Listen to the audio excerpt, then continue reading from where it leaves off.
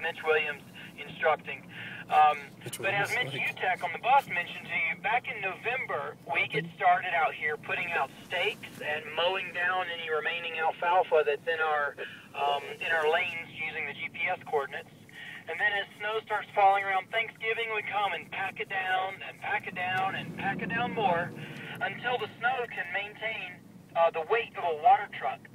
Then we load up, thousands and thousands of gallons at a time in a water truck out of a pond over on the property, and we put a couple 100,000 gallons of water out to make the bait you're looking at and driving on now. WRX. We're going to take a right and cruise through the pits, and then we'll exit the pits and go around the track. Yeah, that's got to be his.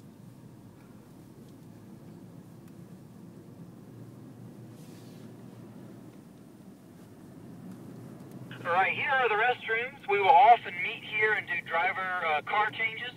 And if you need to come to the restroom, please mention it to us on the radio so we know where all cars are at all times. We will have a couple of pit stops by the restrooms anyway, and we'll all probably be in good shape for the most part.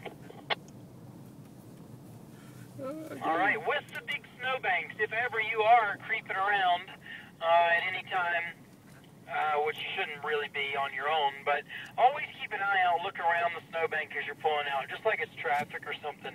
Somebody shouldn't be there, but you never really know. So as we go through double cones there, the orange cones that are doubled up like that are like little gates. Those are places we do want you to drive. Where there's single cones lined up, that's typically a place we don't want you to go, and they often just line snowbanks or block off different entranceways through the track. So here for turn 1, you can see us stayed wide early. We've gotten up to the green cone. The last thing to say, not the last thing, but another thing about driving around is right now I'd like you guys to stay close to me. And I'm going to slow down. We're going to get really nice and bumpered up tight together where you guys can drive in my tire tracks, right in the same little places I'm putting my tires. As we're driving later around the track, we do not want to be close together. We want at least 100, 150, 200 feet apart. And then Mitch and I will notice if your pace is a little different than someone else's, and we'll ask you to drive through some of these cut-through roads and make space for you. But please always just stay on the track and do not stop on the track. Just keep cruising and keep spacing, and we'll fix it for you. Now you notice I'm really wide here, and I'm not on top of that green cone. That green cone in this turn number 2 is almost a relic this year because of the way this is shaped. It's a better line to just consider the whole thing one turn and be aiming for this green cone in turn 3. You want to get a nice line all the way around there up to this green cone in turn 3.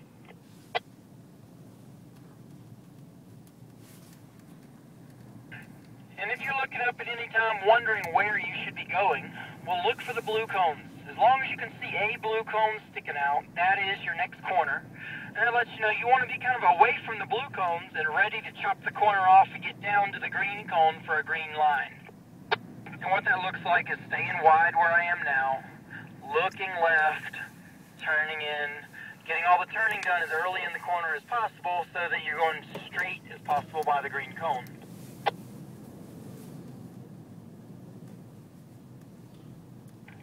Once in a while, we'll have a cone in the bank down here on the left to show you kind of where to aim at for turn 5. But a green line in 5 kind of looks like manufacturing your own straight braking zone from 4 down near the bottom part of the circle.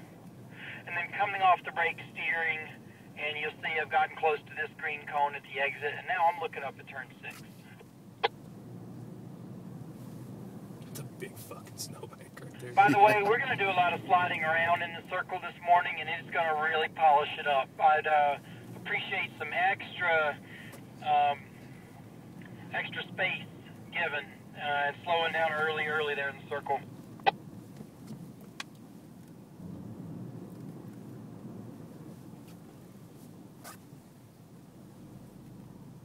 You drive a Corolla? Yeah.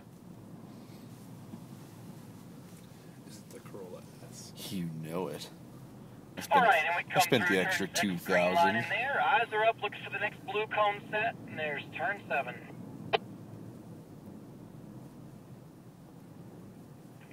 So you might have the experience of driving on a track or an autocross course once in a while, And what you found out and learned in those situations is if you were really offline for one corner, it puts you way offline for the next. And that's the true definitely for turn 7 and 8 through here.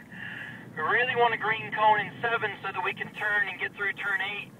Turn 8's going to get also really slippery. We're going to learn a lot about understeer coming into turn 8. And then if things pay off and we have enough patience of dealing with understeer on the entrance, we'll learn hopefully a lot about oversteer on the exit.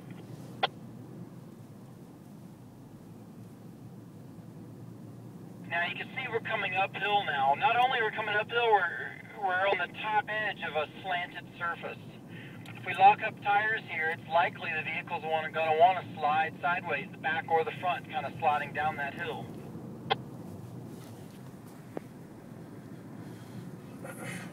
This corner might be the nemesis for a couple people today, and we don't want that to be the case. Notice how wide I am right now.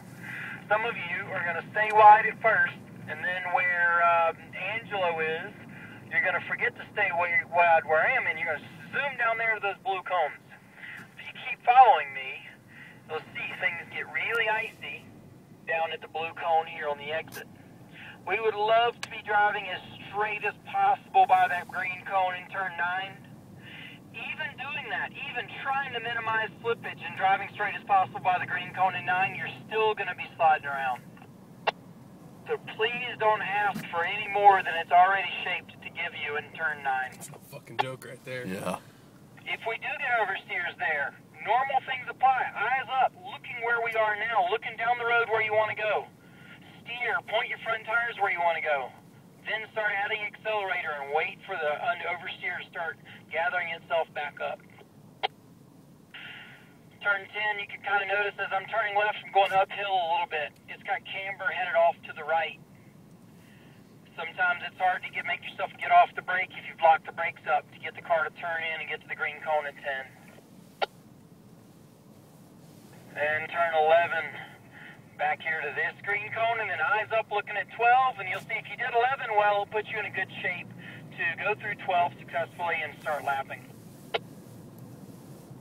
So Tony, just pull up beside me, please. We'll send you guys out one at a time, not one at a time, but I'm going to send you out one at a time, and then you'll all be driving. You drive the lap we just did. When you come back by here, you just keep driving and do a second lap. The third tire, then when you arrive here the second time, you guys will switch seats. And I'll be sitting probably right here, so you're clear to go.